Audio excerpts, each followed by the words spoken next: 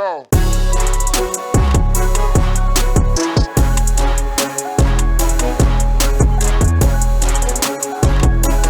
Crash and flow. Okay, so this is a $3 million car, Pagani Huayra. This thing looks insane, by the way. It's absolutely amazing. It's a fucking work of art. It's beautiful. They just don't, let's see where all of it opens. It should fly. Let's all open. I guess I could do that. Look at that one. Pagani. Yeah, man. See, this shit is crazy, dude. Cover yourself up, car. Be more modest. It is insane. Yeah, it's such a dirty slut. It's just out of this world. Like it's this very small group of engineers, and I think the owner, the guy who actually runs it, is also a decorated engineer. What country is this? Is it Italian? No, Pagani. it's let's see. I forgot. It's a European country. Italian. Produced by Italian sports manufacturer? Yeah. Oh. You know why? Because it sounds Pagani. Who's the guy though? Pagani Huayra. Huayra. Who's the CEO? He's got like a bald head. It looks like Of course, he's Italian. You can't blame him for that, dude. Come on. CEO? No, this is Horatio Pagani. But there was another guy. What's his daddy do? That's what I want to know. Oh, I don't know. Some of these guys. This is what's crazy. You know the story for like Ferrari and Lamborghini? What, Nazi money? No, Lamborghini. No. You're thinking VW. What's it called? Lamborghini went to Ferrari. I think to like either. I don't know. I should probably do the research on this, but I think, as the legend goes, from what I recall, is that there was some sort of improvement that Lamborghini said that it could be done, and Ferrari laughed at him because he essentially, at that point, I think Lamborghinis were making like farm trucks or farm vehicles, and then he took that personally. And then Lamborghini became Lamborghini. Eventually became like a fucking Lamborghini, which is the number one. Maybe Lamborghini was one of those guys just waiting to get offended, you know? Yeah. Like, say something. Who is he? Fuck, it's not giving me the right thing. There's another guy. He's bald. Here we go. Oh, Koenigsegg. I'm so sorry for the people who are listening. Yes, this is the engineer. Bro, Koenigsegg. 0%. -0% are mad at you about this. The one person, you know her. Outside of that, nobody even has a clue about. Oh, how do you know? What? If I'll give you $1,000, listen to this podcast, people. I will give you $1,000 if you knew coming up to this guy. I won't even ask for proof. What are you so mean to me for, bro? Koenigsegg. Koenigsegg. Koenigsegg is also really pretended nice. They're like, I'm sorry, people. I'm like, bro, come on. Yeah, there's a lot of people. I know when I'm in the weeds about my stuff. who love their things. I wanted to start a car podcast. Yeah, Koenigsegg's are also very nice. There's a lot of good, fun comedian car podcasts, bro. Yeah. Abbas Wahab had one. Couple of. It's hard to keep going. Yeah. It's not a area of. You need to have other subjects that your listeners want to. You know what? The car podcast is an interesting thing because I don't listen to any of them, and I love cars. But I do like. You know what the problem is it's very hard for you to just talk about the cars. Because there's no part of it, especially for most cars, there's no part of ownership that you can have on it. So you're just listening to people talking about fancy cars. Yeah. It doesn't quite work.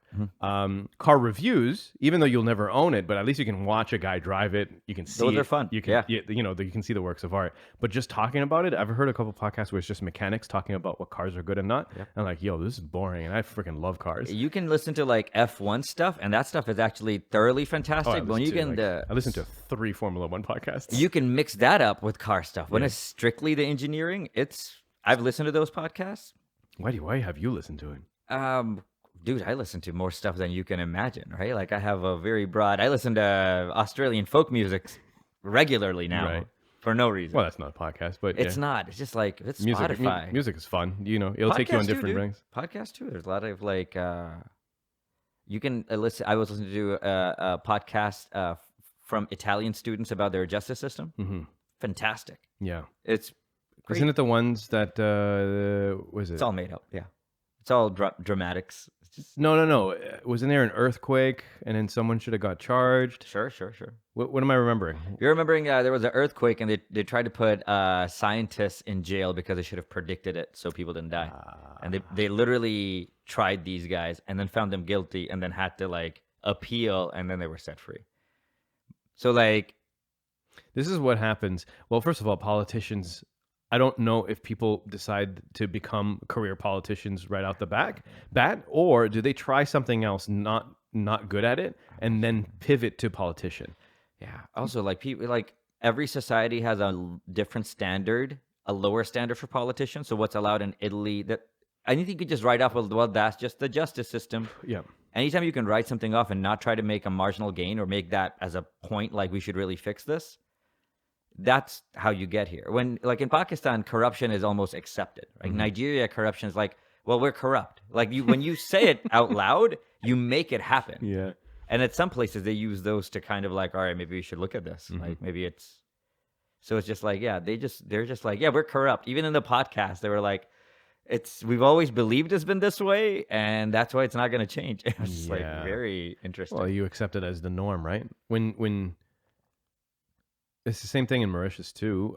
I mean, like I don't know the depth of the corruption, but it is like you need to, if you want something done in the government, you need to know a person to help you do this. If you want to run a business, you need some connect in the government that's going to help you do this. You can't just research it and then after put in for the right applications or whatever, and then do it without being able to rub some shoulders. Yeah. But what's funny is that even in places where you think there's less corruption, there's just as much schmoozing.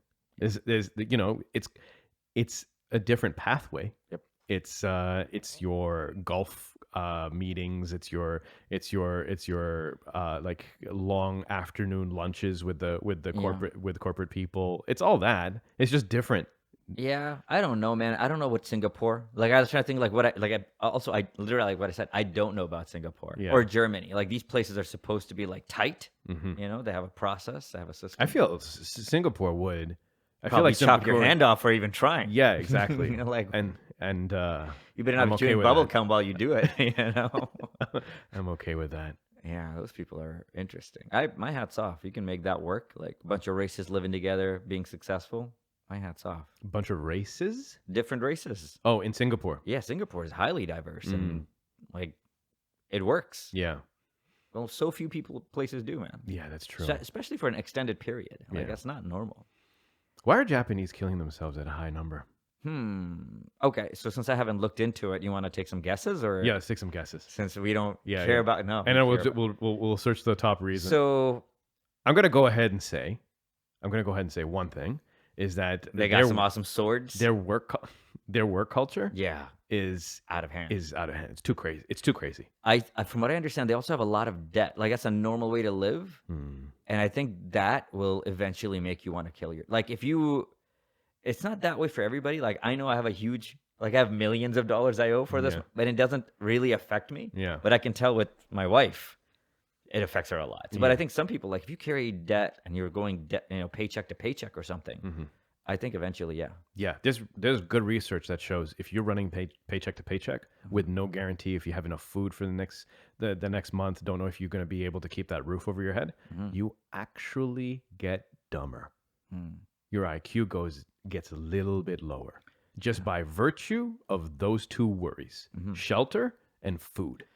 I think the stress from that also like takes years off of things that you aren't even going to realize. I think it makes your skin go shitty. And then they're like, hey, how come these people just don't, take that $150 and then put it in investment? Be like, they can't think this. They can't think it. They can't think it. That's the thing. It's too much. So I think, those two things. All right, let's see what Google has to say. Can a place have a culture of suicide? Is that a thing? I was thinking, right? Because there's a story about there was a volcano. Okay. And it turned out to be in Japan. Yeah. And it turned out to be a place where people were just throwing themselves off. It was a hot spot for suicide. Okay. And so then they had to put barriers to stop people from doing suicide. Right. At that point, there were other people did they stop, or did they find another volcano? No, there was people who were showing up, just waiting to see if they might witness a suicide at the volcano. So some people were just going there.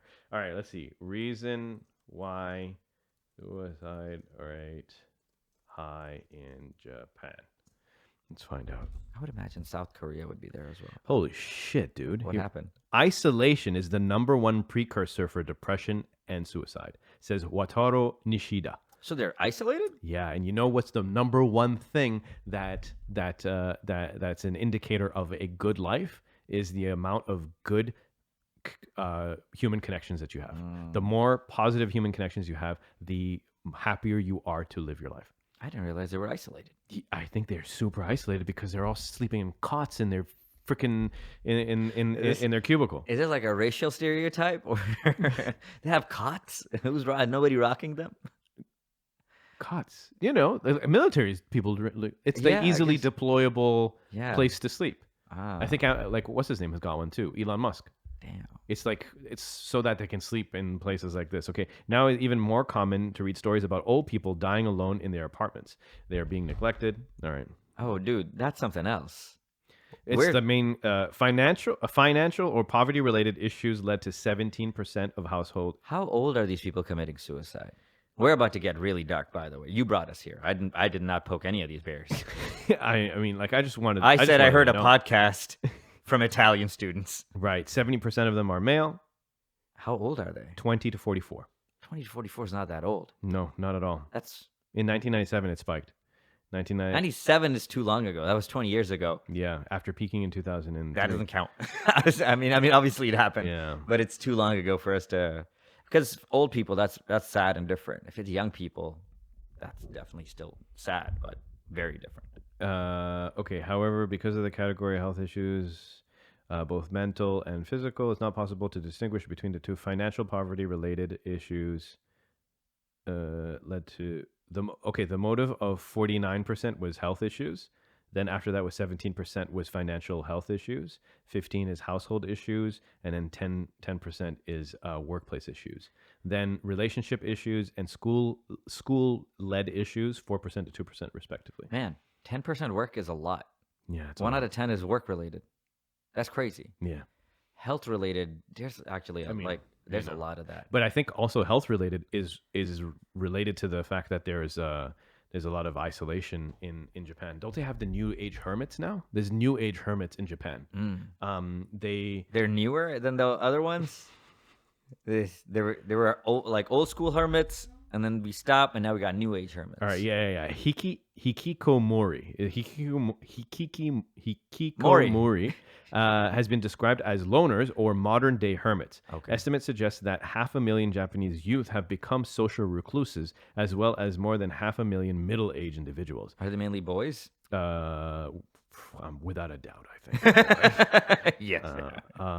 Concept is recognized only in Japan, although similar concepts exist in other languages and cultures, but most, okay. So they work and especially because of like COVID and stuff, I guess that it's allowing them to stay at home and work from home. Dude, it really is. Stay at home in a single room for a period exceeding 6 months. God, that's how you get. Yeah, ugly. Spending most of the day, marked and persistent avoidance of social situations and social relationships, social withdrawal symptoms, blah blah blah blah. Yeah, man, dude, it's actually a thing over there. In fact, I think I watched a documentary of one of them who was also a developer of a video game, and just imagine the amount of work rate you're getting from a guy who's just staying at home all the time. Those are probably excellent workers. I should love to hire one of those. Yeah. They're not going out. They have no friends. Yeah. Just don't force them to like do icebreakers You don't have to. I think they know. Yeah. I bet you those guys don't. They, as a company, is trying to get the most out of some of these people. Yeah. So, hey, man, maybe you do an open call for hikikomori.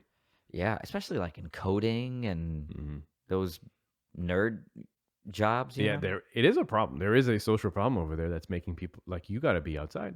You got to go outside, fam. Yeah. People don't realize like this is not how we're supposed to do this. Now you sound old. You're not, everything is so recent in terms of how we're doing this. Yeah. Yeah. No, this is not good. This is not good at all. The thing is, I can see that relationships, like even friendships, it's tiring because people don't do what you want them to do sometimes. And then you don't get treated the way how you want to get treated. And then you feel like you're doing your best. And then you don't live in the other person's head. So you don't know if they're doing their best or they're just being flippant. Sure. And then you could easily be like, fuck that dude. He's being flippant to me. Yeah. I don't need this anymore. And then that's it. Or you could give him the benefit of the doubt. And maybe that turns out to be a very good relationship. Like a couple years down the road, right? Maybe right now it's not great. But instead of like But it's so easy to be like, I don't want to mess with that because it takes energy. It takes energy to manage some of these people. I think a lot of it is people don't realize. If I asked to ask you, like, hey, what are 3 things you have to have in life? You'll say, okay, food, whatever it is. If you don't put friendship on, if you don't recognize it's something that you have to figure out how to manage and have a balance and some characters, and then you start, if you don't get to that point, then you can't get to this point of where you are in terms of like, how do you manage this? Yeah. And I think for a lot of people, they watch enough Instagram memes of like, you could do it yourself. Yeah. Become a hermit and become unrecognizable in 5 months. Right. The same people who said no, you will turn a mirror to them. And you're like, bro, I think people need... I'm like, I can see the type of dumbass that might see this and take it to heart. If you're surrounded, though, with a bunch of people who won't allow you to become better, maybe you need to take stock. Right. Yes. You might have to take stock. But the problem is that a lot of times people say these motivational videos and you're like, application to me immediately. And sometimes it doesn't work that way. There might be some good people in your circle. It's also like harder to do the work to make friends and keep friends and manage that compared to like sometimes you're like either whether you're going to let it float away or just like have a somewhat of an abrupt breakup with somebody. And I think that's the easiest way to get to. You know what's interesting? We just need to look at our connections and then look at what is common from the people who decide that they just want to walk away completely and then have a look at their state of like how their life is going right now. The people who abruptly cut stuff and disappear or whatnot, I don't think they're doing that well. Yeah, but they also have like normally like mental issues. They have depression and anxiety. Yeah, that's what I'm saying. They're not doing well. Yeah, but regular. There's other people who have mental issues of that stuff, and they're fine, and they're still trying. They're still trying to maintain some friendships here. Dude, I know some mad bipolar people who are pretty successful at having friends. Yeah. And have a relationship and girlfriends and stuff. Yeah, and they're like, it is hard. So bipolar, like they might skip on a lunch or two, but they're like, they recognize that. All right, I got to do this. Yeah, it's even if I. It's going to be a challenge to have a girlfriend. Like, I want to have a girlfriend. I want to try to do right by this relationship, blah, blah, blah. But that's And also, you got to find your limit, right? Yeah. But what I've learned is this. I hung out with you since, we know each other for like 14 years now, yeah? It's been a minute. And, I already knew, I knew right off the bat. There's no way I can maintain as many friendships as say it does. And I'm okay with that. Like, dude, I like maintaining my friendships. I can't do that many. I don't care to do that many. I think I'm just going to be more upset. So you need to know what your number is. Whatever your number is, maintain that, right? If you can maintain 5, 10, 15, but like learn what that limit is, because if it's too much, bro, you're going to like your social battery keeps running out before the end of the day. I don't have a social battery though. I'm not saying you, I'm saying me. That's the interest. That's exactly the smartest thing one can realize is oneself. Because, like, I don't think that was healthy. Yeah. For, me either. Except I didn't have... But you weren't married. Neither one of us were married. Right. And we were doing it like a sport, and I'm like, I can't even keep up. I was like, say yes to everything, right? Like, that group, this group. Yeah. But it's just like, understanding, like, when am I happiest? Yeah. When I, understanding that there's codependency is a thing to a certain extent. And... as a society, it's tough when you're like in a country where everybody's expected to act a certain way and you're actually a different type of animal. You're either more creative or introverted, extroverted. You weren't born in the right situation. Dude, it's just, some of these societies, like, I'm like, in Pakistan, electricity is too expensive to buy anymore. Electricity in the last 4 months. Oh, really? Dude, we also owe like so many loans to IMF and stuff that,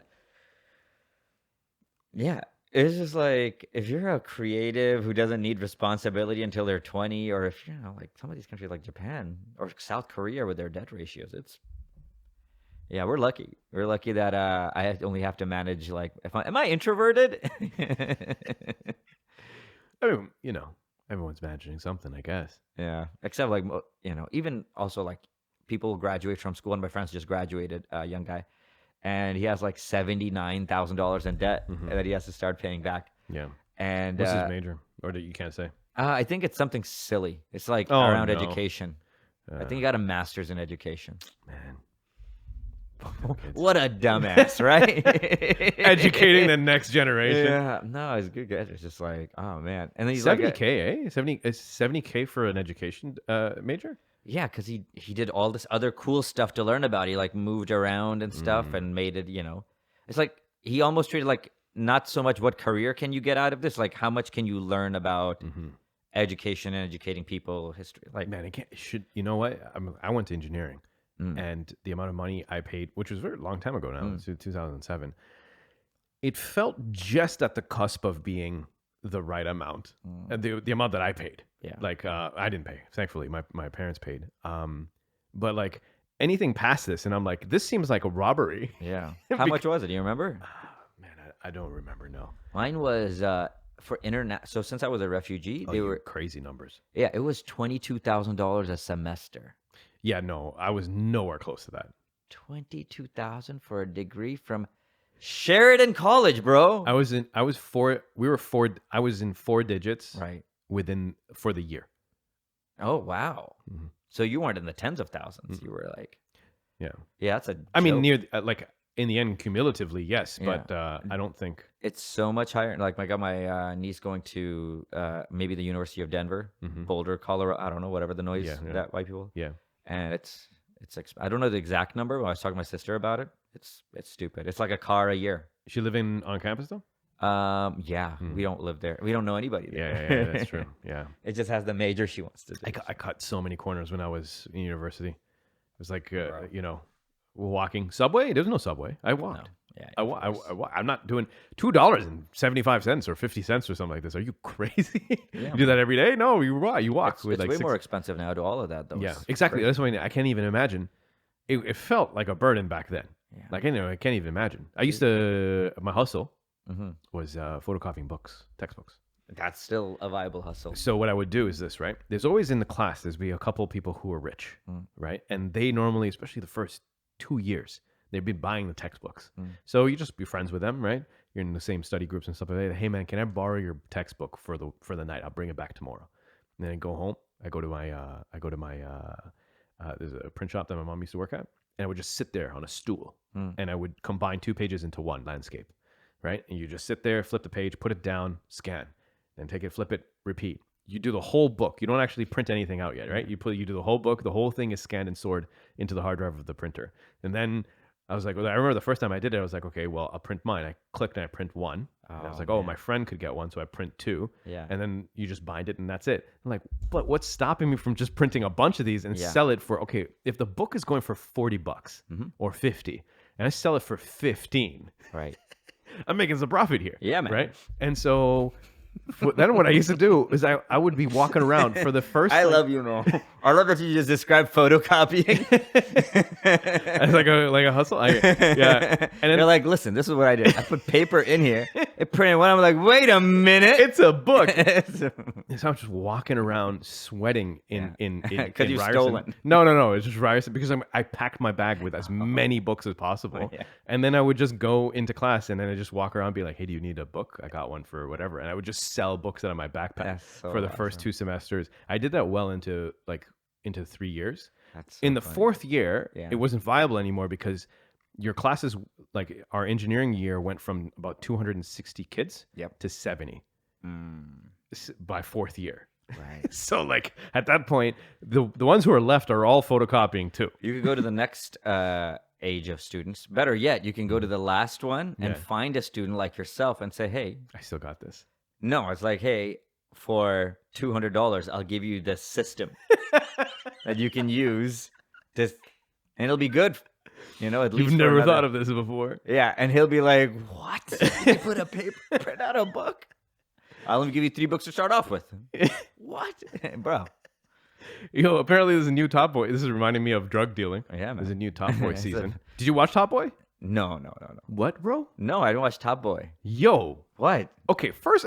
What do I watch? All right. You gotta watch some Top Boy. Okay. First of all, the first season of Top Boy was directed by people in the UK, and the people in the UK, when they make the shows, and if they want to make a dark show, UK directors know how to make a fucking dark show, right? They will go to any topic, like the most horrific ones, and they'll go in and they'll make it grungy and they'll make it dark. Anyway, first season of Top Boy. Then it gets canceled. And then Drake is like, yo, I love this show. and then he funded it. Right, that's Top Boy. Yeah, I remember Right, that. and then second season, third season. I think the fourth season is out now. I think it's fourth season. And again, we're getting a bunch of memes. Nice. And so many people are trying to talk like these guys. The British, right? That's fun. To Yeah, talk the about British gangsters stuff. Oh, dude. British gangsters with like Jamaican heritage and like island heritage and stuff like that. So you're getting like this whole like a really cool, unique slang. Oh, that's why it's called Top Boy. Yeah, Right. Yeah, that's Caribbean. dude, it's great. It's great. Yeah, I'll check it out. Watch Maybe the show. You should watch the show. All It's right. fun. Top Boy. Yeah, it's a fun show. You'll know when I come in. All of a sudden, Where I'm my just doing a food, fam? horrible. Yep, I'm doing a horrible something accent. Yeah, they call cocaine food. Oh, I like that. Yeah. Hopefully, never do cocaine. I mean, hopefully, like it's not somebody's I mean, gonna force me to. it's not walking around. Yeah, Just but I don't want to do cocaine. Yeah. I mean, that's interesting. That seems like it's a different take from you. Before you're like, could I? Oh, I get offered cocaine every now and then. And I'm like, I just hope one day Just I'm snort not... it, right? There's no one crazy that's giving you a needle. No, a spoon and stuff. That would be the hey. I'm like, bro, what are we doing here? Yo, when you need that much paraphernalia, Yeah. you need a spoon, you need a rubber elastic for your Yeah, thing, it's like, you need hey. a needle, you need a thing, you need a lighter. You Am I doing whole heroin kit. or cocaine there? I don't know anymore. I don't know. But it's around. Who's offering it to you? Just random comedians. It's not. Also, when you do cocaine, apparently you want to offer people cocaine. Really? I think you should pray more in their surrounding area. Why? You know, you send up the beacon of Islam Man, those people are. so that they don't offer you cocaine. I mean, these people. These people are Muslim. I'm like, they see me. Like, I literally, I'll like pray over here. Like, it's the green room. Yeah, There's yeah. only 6. You will. And Yeah. then, yeah. Yeah. But like when you're a comic, there's just you're all the same. They're just like, this is rude not to offer you cocaine, even though you're her. I had one dude on cocaine talking to me. Yeah. That was the funniest. I'm just praying. He's like, come on, Johnny.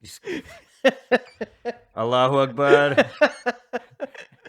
Oh my God, dude. This guy was so drunk. For 1 second, he came down with me with the Allahu Akbar. Okay. And then he was like, oh, okay. Just goes over there and sits Damn, down. dude. Yeah, as I went down, this guy's with me. So I'm trying to keep eye contact. Like, I can't pray on Johnny anymore. But he's homeless. Like, what are you going to do? What's he doing there? Is he also a stand-up? Oh, yeah, he's a stand-up. He's good. He's decent. He's a homeless stand-up. It's not hard being homeless. Like, if you can... Yeah, there's no talent around it, but He damn. has school debt. He's never really had parents. He has jobs. They don't ever pay enough to get shelter for like, Damn, dude. well, you can't, dude. Honestly, if you go from like all my skills are, I can get a job doing normal things, moving boxes, picking up things, stocking, restocking, maybe barista. And you're trying to like do this job part-time, right? So you're working 20 hours a week, 22 hours a week, something like that, because that's all this place can offer. 2 places are not take a chance on you. You're a homeless. You don't have papers, right? You're an outdoor dog. Oh no. So like, how are you not gonna be? So you do stand up, and then there are maybe 8 different shelters that you can sleep in or around. Around is way more common. Yeah. Winter gets tough, and then that's when people pack in. Why be around? Just because you get access to food at some point? That's where other homeless people are, less judgment. He kind of feels safer somehow. Like you wouldn't, but like he understands how that situation works around churches and stuff. Yeah. And yeah, there's more options there. And yeah, I was just like, Damn, that's a rough go. I was like, I don't know. Frankly, I don't know how you get out of poverty. Like, what job? Don't spend money on cocaine though. Definitely. Yeah. He made it sound like cocaine's just like, it's around. You can just get cocaine. It's not expensive. That's the best part. He's like, it's not expensive. But he was just trying to help me like understand. He's like, I can spend $500 on like a shelter a month. That's what I can afford. And I was like, well, you can room with people. And he's like, you want me to room with people? And I was like, no. As he's drooling. I was like, yeah, I don't want you to. Yeah, I'm like, that was a good chat. Boy. Yeah, that was right around right during the pandemic. You know, fun time. maybe this is when you need those capsule rooms. Yeah, It's not great, but at least it's warm, and you can generate some money as a person who owns the capsule, and it gives them. Oh my god, your capsule's gonna be a mess. Your capsule's gonna have. Oh, self-cleaning. Yeah. The whole yeah, like it you has just to put be. a thing and it just jets The jets homeless dude out of the other end. it's getting flushed out. Just Johnny. Boy. It's like, oh, just having some fun. What? It's just liquids. But that's a way to keep it clean. Yeah, good guy. He took it. He would do stuff for. He would do money Man, for it's sex. rough. Yeah, it was. But that cocaine No doesn't make scruple. it doesn't simplify the life, eh? I think the cocaine has something to do with doing stuff for money. Yeah. I think it does. I got a strong suspicion. What I don't get sometimes when I'm looking at places where there's so much, Philadelphia. Have you seen footage of what Philadelphia looks like in certain places? It's a horror show. Yeah. Scary. And when I'm looking at that, and at the same time, you on Netflix and Prime and HBO, so many TV shows about cops busting drug dealers. And I'm wondering how much of that is actually fucking happening. Because it seems like there's tons of it in this area. They're not going that far away from this road for them to be able to get it. But everyone's got it. How is it getting here? Like, it feels like it's not that much of a difficult thing for them to solve. No, that's true. I wish I had more for you. I could definitely. I don't know if it's you want to just grab the first line people because there's gonna be more of those tomorrow. Yeah, right. But that's the thing, right? We already know. We know how to drug bust. We don't get the street guys. We want to go up the chain. Yeah. We become friends. Maybe you deal some drugs too. Right. Then you work on who's the supplier. And once you get the supply, you cut it at somewhere, right? At some point. Or does it get it when they get all the way to the top? And then the guy's like, "Listen, you want to make $1 trillion a year?" And he's like, "You know what? All right." Yo, bro, And you know that's what the it. thing is? You can do all of that all you want, and people are just gonna fucking huff toenail fluid. Like they'll just. You need to figure out housing, education, food prices. People don't want to be on drugs, dude. Johnny would rather live in a house and be a full-time comedian and do what I do. He's like, he never had parents, Right.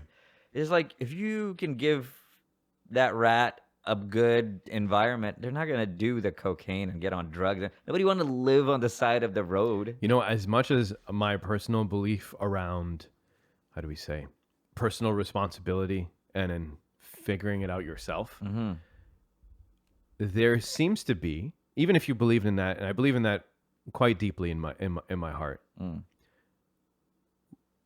it is all you need to do is look in Toronto and witness that it's not working. It's getting worse. So there's some mechanism that's making the situation worse. Dude, it's the housing. I understand. I'm just saying it in general terms and like how my thought process was.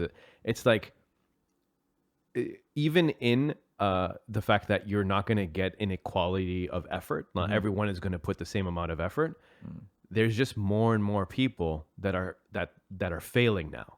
And so as a result of that, it cannot only be as a result of you got to figure it out yourself. The more and more people start passing through and live on the street, the more and more it reflects badly on the system in which they are in. The society. Yeah. All of us in a way. I don't see it. I feel like every city's getting like this and it's going to get worse. Dude, I went to Vancouver. I thought it was crazy. And then now I'm seeing what's in Toronto. I'm like, holy shit. It's going to only none of this is getting better. They're not going to be That's able a scary thing. Eh? It doesn't Yeah. seem like there's a way where there are going to be improvements. I don't see any program that seems that it's doing better. Excuse me. I think what we need is Islam, Sharia. Let's do it. You know what? I was thinking that it's just like it is such a leg up to be born with two parents and a religious structure. In a code of ethics and that morals. makes sense, like Dude, it's so freaking lucky. It's not. If you even can funny. get that in your 20s and some good cartoons that give you like some sort of this morality is a thing. Yeah. You can, You can cook. you can cook. Yeah, you can cook with it. You can cook. That'll get you to Yeah. late teens, early 20s. Man, that's that differential of starting line. You get a good Naruto or Avatar, two parents, never even if give they're up. even if they're not around a lot, but you got two. They're tired, they're angry, but you got two. Yeah. And a God For the most part, they just kind of took you off of the edges of things. Like Yeah. the biggest downfalls they pulled you back from. It's tough. Yeah, Trust me, for Johnny, I was just like, because I asked him one day after third show I did, Yeah. because after I see you 3 times, I'm just like, all right, you're Yeah, right, that's two. Yeah. So I was just like, hey man, I was like, how long you been doing this?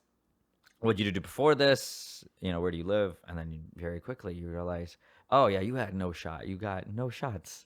You were doing that. You were doing drugs before anybody could even tell you drugs are bad.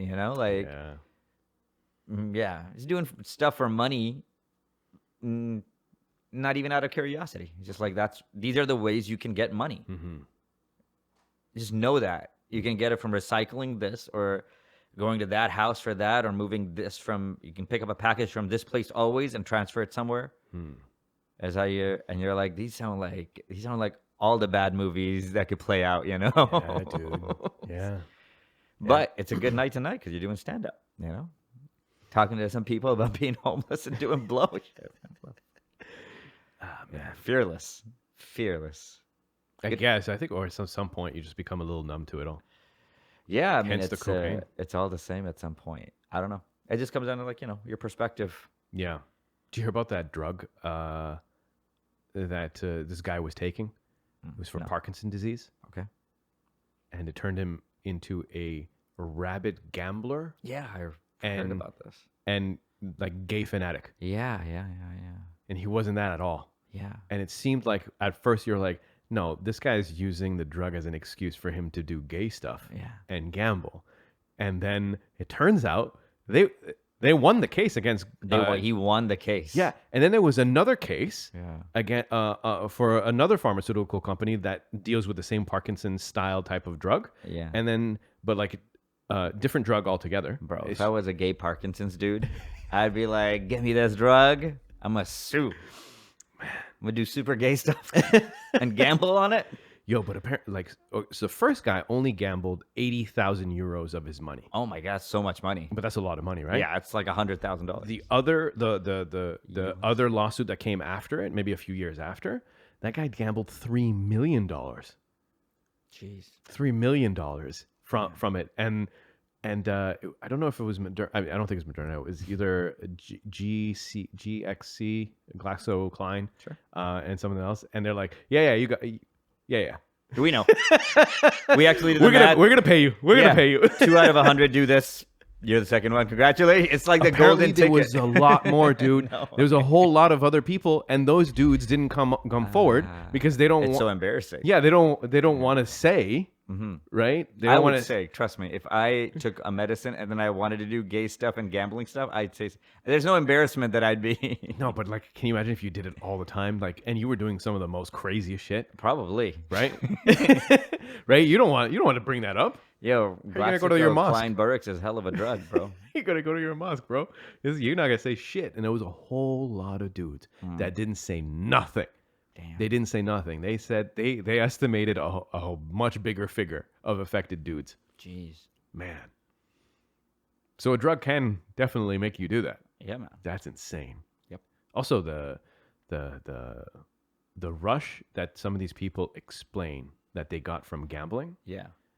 I'm like, that seems like as dangerous as any hard drug.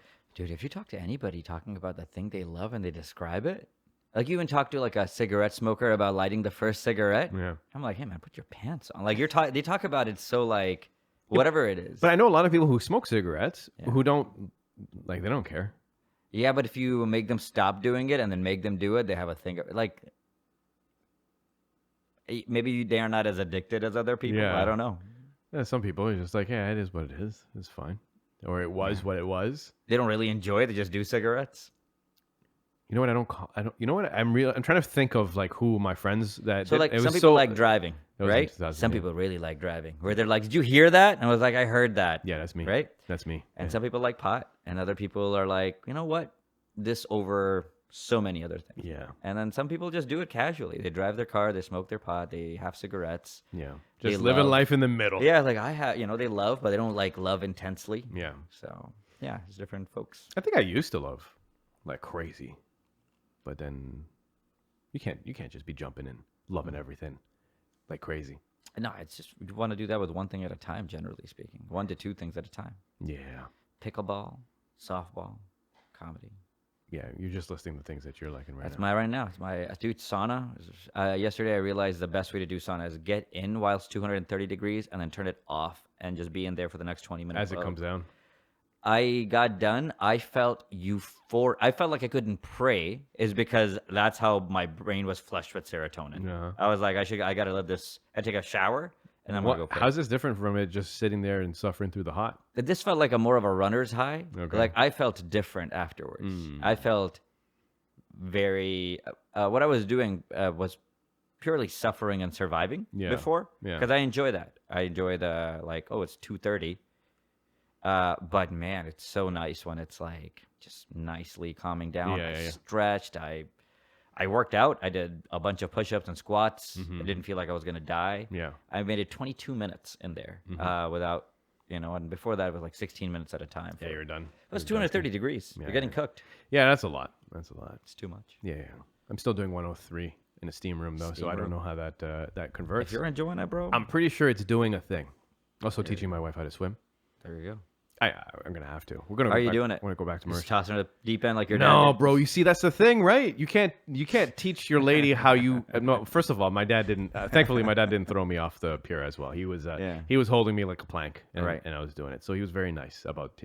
So it was you know what? That's one of the skills I don't have any. I don't have any like father-son trauma about. Right. Yeah. It's just he taught me well. So no complaints there. But at the same time, you still can't use it like the way how your dad taught you for your wife. I did, but I don't know my dad didn't teach me how to swim either. Oh, okay. Yeah. No, so just some things are not applicable. Tough love doesn't work on my wife. It's more like a. So my wife had floaties. Did your wife have floaties? I'm using a noodle. Dude, it's hilarious. Noodle. So we're doing the noodle like underneath the arms. Yeah. And then just trying to learn how to paddle. There you go. That we're doing. What happens is that I think she gets in her head. She'll do it for a while, and then eventually, like whatever anxiety that was building up by being in the pool comes to a point where she's too scared to even try it again. Even though she was already doing it successfully before, I think at some point the anxiety just goes too much and will not allow herself to go horizontal again. Is she afraid of like? She almost drowned when she was young. Yeah. In a pool. Okay. And she's still holding on to that. Yeah, I had that happen too, and it did make it weird. Yeah. But you get it. I mean, once you start understanding, it takes a while, but Yeah, it's just that beginning part. Yeah. Yeah, man. That was fun with my wife as well, teaching her how to swim. So, did she do arm floaties? She did floaties for one day, and then she's self-aware. Yeah. Also, like it's hard to keep floaties on because they don't make floaties for grown-ass people, right? Like you're wearing kids' floaties. You got them on your forearms. But yeah, once you realize she can float, that was kind of the thing. Like I would just have my hand under her, and then I moved it one day. And I was like, "You're floating. Look how far I am." She's like, "Oh my God." On her back or on her stomach? Back. On her stomach would be death, but on her back, it's just like, "Oh my God, I'm dead." Yeah, I am not at the point right now where I can even let go. You know when your dad's teaching you how to ride a bike, and then at some point lets go of the back. And you don't know he's let go yet, and then you're riding, and you're like, "Oh my God, I'm riding!" And then he's like, "You're doing it without me." And then before you wipe out, I don't want to do that just yet because I don't want a negative connotation that I need her to trust me at this point right now. It's too early in the game. It's too early in the game. I get it. Yeah. Right? If I do that, she'll never trust me. And then I want to be able to swim in the ocean. I want to be able for her to be okay with the ocean swimming. And I also want to be able to paddle boat in the ocean. I'm not taking her in the ocean, but yeah, that's good for you though because you're ocean people. Yeah, we're ocean people. You're ocean people. Yeah. We're ocean. Also, Mauritius oceans, I've been to a bunch of places. Yeah. It just straight shits on everyone. Yeah, I'm sure, man. It's so nice. You want to get in? It's so nice. There's one place in Mauritius. I don't know, one day, inshallah, we got to make more money. So that we can just do this stuff. Like, I want to live like a rich person, dude. I really do. Like, I really want to be like, bro, you want to go to Mauritius for like a week? Dude, it's so silly. It's like, because you work for those jobs and like you go ahead and get them. And then you're like, oh, shit. These jobs only pay for basically a house. Yeah. Not even now. Yeah. It's 1/3 of it. Anyway. It's not, you don't even, yeah. So then, anyway, there's one place in Mauritius. It's called, doesn't matter. And the ocean that's in front of the hotel area, it's about yay deep, but for like almost 100 meters. So you can just keep walking into the ocean, and you're just under, the water is always underneath your That knee. must be so nice. It's so beautiful, dude. Yeah. Like sunsets there. Okay, you want to talk sunsets, bro? They don't do GTA sunsets. Mauritius sunset over there is insane. Imagine being in the water too. Yeah, we were in the water. Yeah. Imagine being in the water. The whole thing is like a see-through mirror for as far as you can see one way, and even when you look back at the resort and the beach, it's another 50 meters that way, and it's just still water. Just like it's just nice. Oh my god, it was so great. And Mauritius, they do have like wildlife in the ocean, but no risk of sharks, no risk of jellyfish, or very little risk of jellyfish, no risk of urchins. Let's go, man. Let's go next year. It's just you pay for so nice. I wish I had money, dude. No, bro, you trust me. You know what? Here's the thing. Like I said before, like in the beginning of the podcast, I can't maintain 15 friends, close friends. Right. I can't do it. I love them, but I can't just constantly be doing these types of stuff. And in my brain, I don't even make these plans with. But like you and Farah, if we could go, it'd be amazing. It'd be amazing. Mauritius is so good, dude. Mauritius is so good. But anyway, that's it for the podcast. This has been episode 409. 409. That's still that's a highway in Whitby. Nice. Yeah. So we're still on highways. I like it. What is with GTA and 4s for their highways? Something sinister. We'll be back in a week. Take care of yourselves. Good night. Go.